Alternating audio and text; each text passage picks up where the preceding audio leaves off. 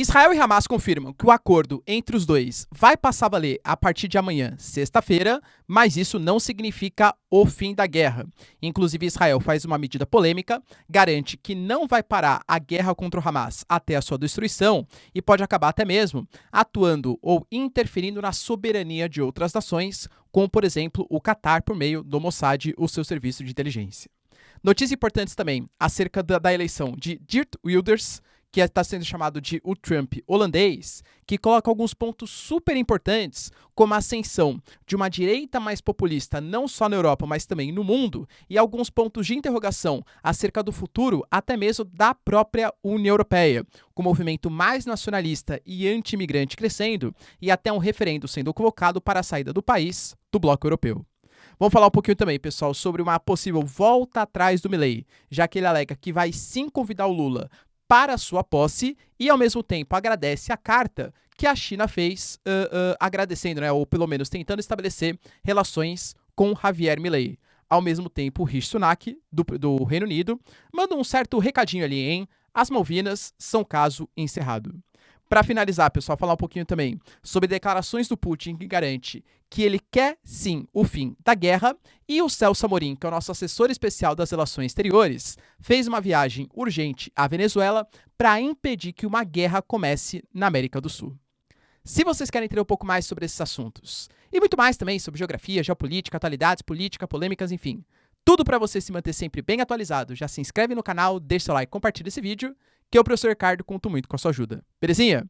Pessoal, recado rapidinho aí para vocês. Você já imaginou se alguém tem acesso aos seus dados e às suas informações? Cara, de verdade você estaria ferrado, tá? Eu sei porque eu também estaria. Se alguém tivesse acesso às minhas informações que eu deixo no notebook, celular, pô, isso aqui comprometeria a minha segurança, a segurança do meu emprego e até da minha família, tá? E é pensando nisso que eu tenho o VPN do Surfshark, que é o melhor VPN do Brasil, tá? O VPN, ele funciona como uma espécie de criptografia, uma proteção extra que vai proteger a sua privacidade e as suas informações em questão de transferência. Então, por exemplo, vou fazer uma transferência bancária. Você sabia que existem pessoas de má índole que podem roubar seus dados. Ou então, por exemplo, você se conecta num Wi-Fi público. Cara, para quem manja, é relativamente simples roubar as suas informações. Agora, com o VPN, ele vai mudando constantemente o seu IP e vai criando essas camadas extras, essa máscara de proteção que impede que alguém malicioso tenha acesso às suas informações. Só pela questão da segurança, pessoal, de verdade já é assim, sensacional e primordial. Mas além disso, tem o benefício que você consegue mudar a sua geolocalização. E isso é sensacional, por exemplo, eu quero ver um filme que não tem no catálogo do Netflix aqui do Brasil. Pô, eu mudo minha localização e eu consigo ter acesso a séries e filmes exclusivos, sei lá, de outro país. Ou então vou comprar uma passagem aérea, um hotel, quer saber que muda o preço, né? De acordo com a localização. Se você muda a sua geolocalização, você pode ter acesso a promoções exclusivas de determinados lugares que você não teria acesso antes. Então, pensando em todos esses benefícios, cara, eu tô oferecendo para vocês aqui, ó. Estamos em semana de Black Friday, tá? Mas corre que vai acabar. 6 meses gratuito, link na descrição, hein? Usando o código Ricardo. 6 meses gratuito para você ter acesso a todos esses benefícios e depois, quando você começar a pagar baratíssimo pelo serviço, cara, você pode compartilhar inclusive com seus amigos e familiares e vai ficar mais barato que uma balinha, tá? Pode ter certeza. Para sua segurança, eu recomendo assim demais, tá? De olhos fechados, eu não recomendaria se eu não usasse. Então, link na descrição, corre lá e aproveita, pessoal, que você vai curtir bastante. Bom, pessoal, então é isso aí, hein? Apoie o Surfshark, que ele é parceiro aqui do canal e de verdade, até eu uso, ele é super legal, super interessante, tá bom? Então, bora lá pro vídeo, ó, seguinte. A gente teve aí algumas notícias importantes acerca, por exemplo, finalmente, né, o acordo estabelecido entre Hamas e Israel, que vai fazer com que amanhã, sexta-feira, a partir das 11 horas, horário de Brasília, ou 16 horas, horário em Israel, seja estabelecido o início de uma negociação, de uma troca de reféns. Segundo palavras do Catar, inicialmente 3 reféns serão liberados, de um total de 50 nos próximos 4 dias, sendo preferencialmente mulheres e crianças. Ao mesmo tempo, Israel promete soltar 150 presos, Lembrando que Israel fala, tá? Que ninguém que cometeu homicídio, né? Enfim, você sabe o que eu tô falando, será solto somente, entre aspas, aqueles que fizeram manifestações, incitações e tal, que também contam, né? Esses prisioneiros 150, tem até mais, tá? Em Israel, mas contam com bastante mulheres e crianças. Além disso, será permitida a entrada de ajuda humanitária, inclusive combustíveis, que Israel estava negando até o momento. E a gente pode falar, pessoal, que até mesmo a Cruz Vermelha, que é uma organização aí internacional, vai ter autorização para conseguir mediar essa situação. Professores são um ponto super relevante, super importante, porque eu concordo, tá? Pensando principalmente nos civis que estão ali na faixa de Gaza, não houve a especificação de quão mais será essa ajuda humanitária, mas só de entrada de medicamentos, alimentos, insumos, combustíveis, energia. Pô, cara, espero eu, né, que a condição de vida ali dos palestinos, que estão sob um fortíssimo bloqueio econômico, melhore bastante, tá? Só que isso, em nenhuma instância, como eu já disse para vocês, e foi mais uma vez referendado, confirmado pelo Benjamin Netanyahu e também pelo Galán, significa a paz na Palestina. A gente sabe, pessoal, que Israel já propôs, tá? 3 fases da operação: a invasão à faixa de Gaza, a aniquilação do Hamas e a formação de uma zona de segurança, uma zona tampão em Gaza para a proteção de Israel, inclusive com o governo ali estabelecendo sendo controlado por Israel e não por organizações palestinas, que o próprio Benjamin Netanyahu reclama da autoridade palestina do Mahmoud Abbas, falando que ele não reclamou do Hamas. Então, assim, em nenhum momento, né, isso significa algum tipo de paz. Israel ainda fala em aniquilação do Hamas. Só que a gente ainda teve, eu diria que uma notícia mais polêmica ainda. O Benjamin Netanyahu convocou o Mossad, o seu serviço de inteligência, para a aniquilação do Hamas. Só que não só em território da faixa de Gaza ou em território israelense, mas sim em qualquer parte do mundo. Mas está certo, o Hamas é uma organização terror, e tem que eliminar mesmo os líderes. Olha o que eles fizeram em Israel. Eu não estou discutindo aqui o ponto moral da coisa. Eu estou discutindo o ponto geopolítico da coisa, de relação entre estados. Nós temos lideranças do Hamas espalhadas em países geopoliticamente super importantes e que aceitam a presença desses líderes ali. Vamos colocar, por exemplo, o Catar, galera. O Catar foi um importante mediador, por exemplo, entre Israel e Hamas para conseguir estabelecer essa pausa humanitária, esse cessar-fogo provisório, e tem também presenças e lideranças do Hamas. Se tiver alguma morte de um líder do Hamas sem autorização do Catar, a gente está falando de um país que está utilizando do seu serviço de inteligência para fazer uma operação em outro país, sem a autorização de outro país, ferindo a sua soberania nacional. Querendo ou não, pessoal, isso fere os princípios internacionais.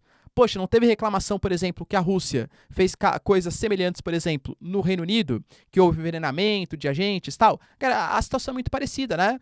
Para você fazer algum tipo de ação contra alguém que está em outro território, o outro território tem que dar anuência. E não é isso que Israel está fazendo. Ou seja, se de fato essa informação for confirmada e o Mossad atuar dessa maneira, isso pode complicar ainda mais as relações geopolíticas de Israel com os países que eu chamo de mais neutros na situação, como Egito, como Jordânia, como Catar, como Turquia, entende? Porque, que nem eu falo, né? Pô, que Síria, Irã, os Houthis, eles vão ir contra Israel, independente do que Israel faça, meio que dá para entender, porque, né, são rivais gigantescos aí geopolíticos. Mas existem alguns países um pouco mais neutros na situação, que assinaram alguns, né, tipo Emirados Árabes, Bahrein, os acordos de Abraão, Marrocos, né, por exemplo, mas a gente percebe que isso pode incomodar também um pouco essa conjuntura de países árabes. Vale lembrar, pessoal, que o acordo ainda prevê que a cada 10 reféns a mais que o Hamas libertar, é um dia a mais de pausa humanitária, tá? Então, assim, é um ponto importante. E talvez mais 10 presos também que Israel libere dos palestinos. Então, a gente não sabe. Existem especulações que o Hamas pode liberar até 80 reféns, ou um pouco mais, se ele achar que é conveniente, para conseguir um pouco mais de pausa humanitária. Vale lembrar, pessoal, que não foi consensual isso em Israel. Alguns membros do governo, como Ben-Gvir e Smotrich, consideram como uma fraqueza do Benjamin Netanyahu, visto que negociar com terror só demonstra a fraqueza de Israel e que também vai dar tempo para eles se reagruparem e se rearmarem. Afinal, vai ter uma pausa humanitária, um cessar-fogo. Outra notícia, pessoal, que movimentou também a geopolítica internacional está acerca da eleição do Geert Wilders, que, para quem não sabe, ele foi eleito como o novo, né, primeiro-ministro. Na verdade, ainda falta formar o governo e tal, mas ele foi o mais votado nas eleições parlamentares dos Países Baixos, da Holanda. A gente teve, pessoal, o seu partido, ou ele, né, tendo 37 das 150 cadeiras. Claro, é um sistema parlamentarista, então não é só porque ele tem maioria que ele vai conseguir formar o governo. E também, sendo que é um sistema parlamentarista e ele precisa formar um governo, ele vai ter que convencer também outros partidos que talvez não pensem necessariamente igual ele para conseguir o nomear como primeiro-ministro. Então, vai ser um governo meio que de coalizão, né? Por exemplo, eu vou apresentar para vocês algumas propostas aqui do seu governo. Não são todos os partidos que possivelmente formarão a coalizão com o Geert Wilders que vão, galera, apoiam as medidas dele. Só que vai ter que formar o governo, entende? Por exemplo, dentre as suas propostas, ele coloca a suspensão total da imigração. Ele fala, né, que os holandeses voltarão a ser o número 1 nas políticas públicas holandesas. Vale lembrar que hoje, né, os Países Baixos, eles têm cerca de 5% da sua população de origem árabe islâmica.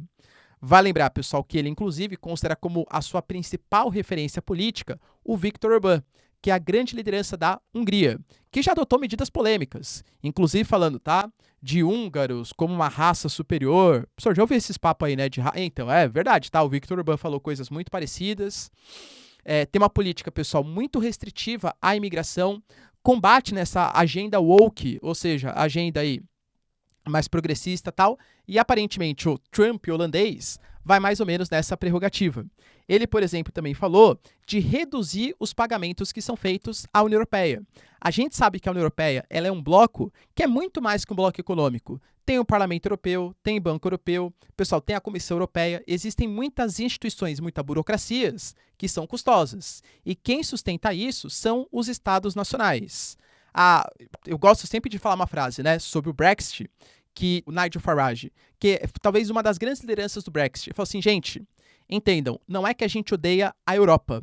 Nós amamos a Europa. Livre comércio, negociações, tudo tal. O que a gente odeia é a União Europeia, a burocracia da União Europeia, a ideia de formar um exército comum, o Tratado de Roma, o Tratado de Lisboa, que tirou grande parte da autonomia dos Estados-nação, tá? Segundo, então, essa premissa do novo Trump holandês é justamente isso, tentar reduzir um pouco os pagamentos da União Europeia e, inclusive, o seu partido, de novo, não sei se ele vai conseguir aprovar, quer fazer um plebiscito, uma consulta popular sobre uma possível saída dos Países Baixos da União Europeia. Ou seja, mais uma fragmentação ou possível fragmentação acontecendo depois do Brexit. E deixou bem claro também, pessoal, que ele vai bloquear a entrada de novos membros na União Europeia, principalmente membros mais pobres, porque alega que os países mais ricos, como por exemplo, né, o seu país, não pode ficar sustentando países que não têm condição de pertencer à organização. E ele já fez várias críticas durante a sua campanha eleitoral à Ucrânia. A Ucrânia, que junto com Moldávia, Geórgia, estão fazendo parte de um novo momento ali de possível entrada da União Europeia, a própria Ursula von der Leyen recentemente visitou Zelensky justamente para isso, possivelmente vai encontrar mais uma resistência que vai ser o novo primeiro-ministro da Holanda. Ou seja, eu diria que são propostas muito polêmicas, propostas extremamente nacionalistas. Ele até fala, tá? Como que a gente pode repassar armas para a Ucrânia se a gente pode precisar dessas armas no futuro, tá? E mostra uma ascensão desses líderes mais nacionalistas. Eu diria até mesmo, pessoal, mais populistas, né? Líderes que falam assim, a gente primeiro tem que pensar no nosso povo, depois vamos pensar em processo de imigração, em fazer ajudas internacionais, em formar, né, o que ele chama ali de globalismo, ou seja, essas instituições gigantescas como a União Europeia, como a ONU, como o Acordo de Paris. Aliás, esse é um dos pontos, tá? Ele também se diz um pouco negacionista climático, das mudanças climáticas. Alega que ele até pode participar, desde que isso não interfira na economia do seu país. Ou seja, é mais um extremo nacionalista, vamos colocar, que está ascendendo. Mas enquanto são países um pouco mais periféricos, como por exemplo Viktor Orbán, eu diria que menos mal para a União Europeia. Mas isso está chegando nos países mais da Europa Ocidental. Aí pode complicar um pouco mais a situação. A gente teve a Marine Le Pen, da França, que concorreu nas últimas eleições com Macron, também com essas pautas parabenizando o Matteo Salvini, da Itália, que também tem esse caráter mais nacionalista, e o próprio Viktor Orbán, falando que é uma vitória da União Europeia e que mais pensadores como ele também estão ascendendo ao poder nesse bloco econômico, tá? Ou seja, eu diria, pessoal, que é até mesmo uma prerrogativa do que vai vir para junho do ano que vem. Junho do ano que vem, a gente vai ter eleições para o Parlamento Europeu e muito possivelmente debates como imigração, o aumento do custo de vida, as mudanças climáticas, devem ser pautas eleitorais. Possivelmente, cada um dos Estados-nação, com o crescimento desses partidos mais de uma direita nacionalista, vão aumentar e pode fazer com que essa coalizão europeia tenha que mudar, perca um pouco o poder em nome dos Estados nacionais. A gente está mudando, hein, pessoal? Essa política, né, da década de 90, de blocos econômicos, de fóruns multilaterais, eu diria que está cada vez mais enfraquecendo em nome de nacionalismos cada vez maiores. Outra notícia, pessoal, que também impactou, inclusive também tem a ver, né, com um cara que parte mais ou menos dessas prerrogativas, que é do Javier Milei. Eu tô vendo aqui, né, falando, pessoal, coisas que parecem ser diferentes, porque de fato as declarações elas mudam diariamente, tá? Por exemplo, ontem a gente teve, por exemplo, a Diana Mondinho, que possivelmente vai ser a chanceler do Javier Milei. Ela falou que a Argentina não iria interagir com o Brasil e com a China. E eu falei para vocês, olha, eu acho muito estranho, porque a Argentina não pode se dar o luxo de não negociar com o Brasil e China, porque são dois dos principais parceiros econômicos. Ah, professor, mas eles são países comunistas, não sei o que lá, que é o que ele alega, né? Cara, independente, tá? Independente, isso não tem que ser levado em consideração. Nas relações diplomáticas geopolíticas, de maneira pragmática, você tem que pensar nos interesses nacionais acima de ideologia. Tanto faz, pessoal, se é para a esquerda ou se é para o lado direito. E, aparentemente, o Javier Milei está vindo mais ou menos nessa prerrogativa. Por exemplo, a gente sabe que o Bolsonaro ele recebeu um telefonema do Milei e vai comparecer à sua posse. Teve ali um momento de tensão, poxa, será que o Lula vai, será que não vai? O Milei, em declaração, falou, poxa, o Lula vai ser muito bem-vindo e a gente vai convidar ele para fazer parte da posse.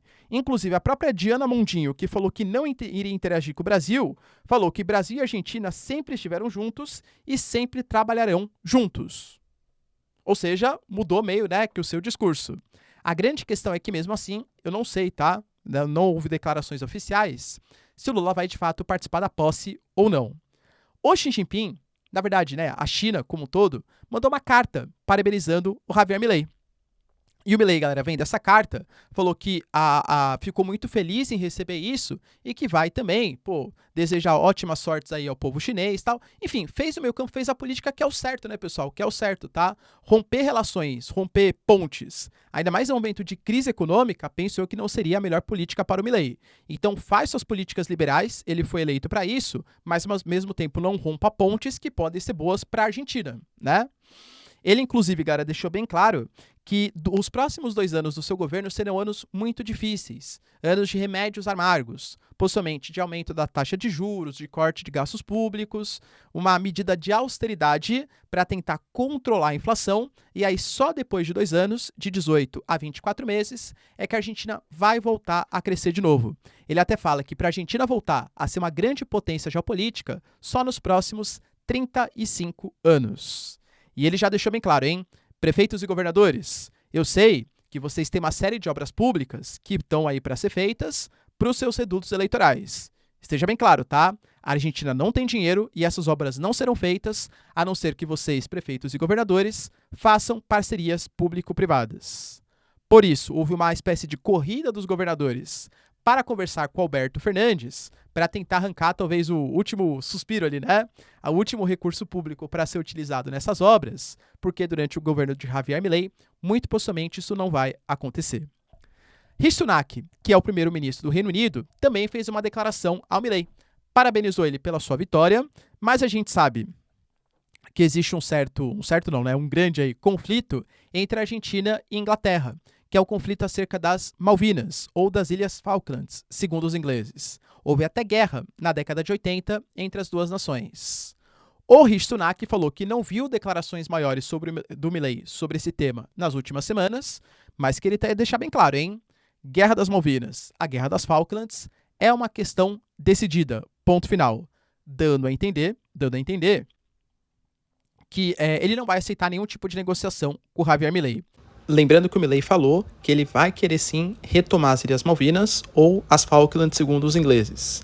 Só que para isso não por via de guerra, claro, mas sim por vias diplomáticas. O Rishi Sunak, como mostrei para vocês, aparentemente não é muito favorável a essa causa. Lembrando que isso é uma causa, pessoal, muito sensível aos argentinos até hoje, tá?